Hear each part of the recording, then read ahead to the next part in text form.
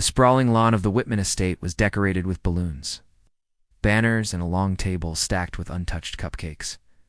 A bounce house sat inflated but empty. Music played faintly from outdoor speakers, but the silence of absence drowned it out. It was supposed to be a special day, Emily Whitman's 10th birthday.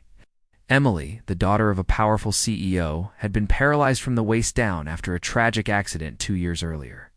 Since then, children in her school had grown distant, unsure of how to talk to her, unsure of how to play with her.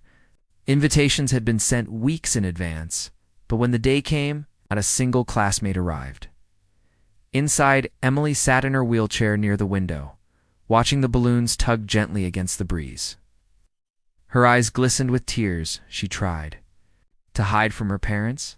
"No one's coming, are they?" she whispered. Her father, a man who commanded boardrooms with steel in his voice, stood helpless, his tie loosened, his expression breaking. No wealth, no influence, no business empire could solve this. Then, just as they were preparing to quietly take down the decorations, a knock came at the gate. A boy from Emily's class, Jamal, stood there nervously, clutching a small gift wrapped in crinkled paper. His family didn't live in the wealthy part of town. It was quiet at school, sometimes overlooked. But he had seen the invitation and couldn't shake the thought of Emily sitting alone. When the butler opened the gate, Jamal asked softly, "Can I come in? Is it okay?" Emily's face lit up instantly, the sadness dissolving into surprise. Her father, moved beyond words, nodded and ushered him in. Jamal walked up, handed her the gift, a simple drawing he'd made of her smiling in her chair with friends around her. "I thought maybe we could be friends," he said shyly.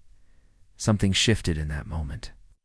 Emily laughed for the first time all day, her joy ringing louder than any music. She and Jamal talked, shared cupcakes, and even found ways to play games adapted to her chair. Slowly, neighbors who had hesitated began to drift over.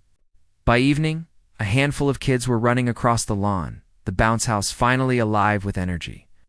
Emily cheering from the sidelines as Jamal stayed by her side. For the CEO, it was a revelation.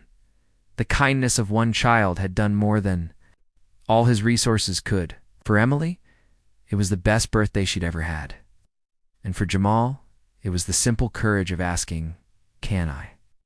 that changed everything.